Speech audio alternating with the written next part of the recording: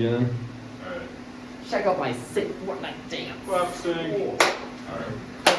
Right? Oh God. Wait, let's do a clap sync together. No. We just gotta go. Okay. Okay.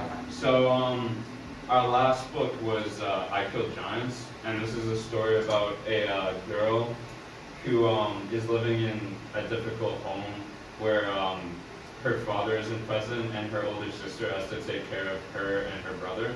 And she's kind of living in her own fantastical world where these giants and titans come and like destroy towns, and she has to kill them and defeat them.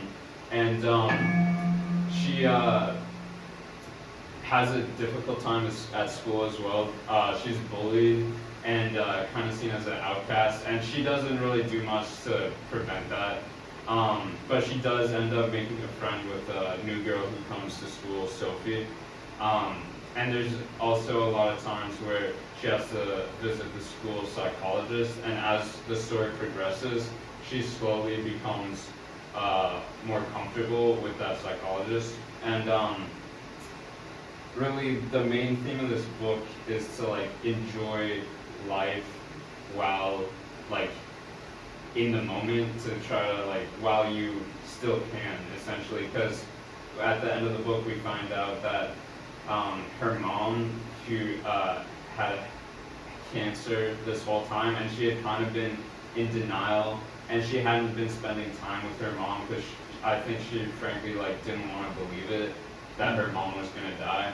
But at the end, after this like final event, she realizes that she needs to spend time with her mom while she can, and it's really this big change in her perspective. And she, even though her mom does eventually die, she's happy that she got to spend that time with her. And I think it's really contrasted to how Artie spent his time with his mom,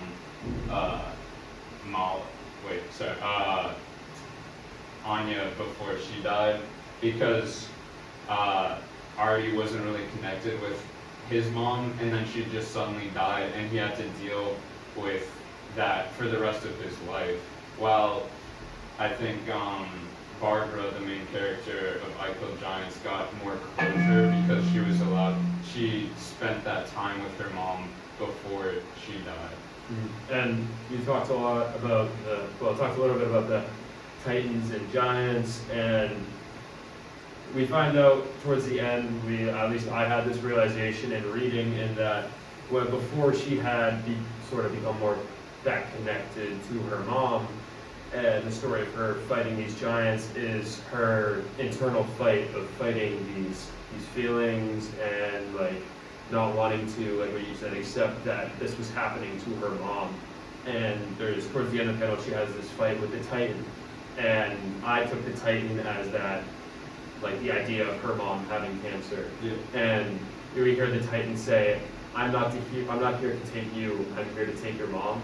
And that's sort of when I made that connection to this Titan is her mom's cancer, and this is how she's dealing with it. She's trying to fight it, and it ends up winning. It ends up taking her mom, but she doesn't necessarily come out with the mindset that you might think. Like, I think if that was happening, this would completely crush her. But she seemed to have, after that fight with the Titan, she seemed to have come to peace with it.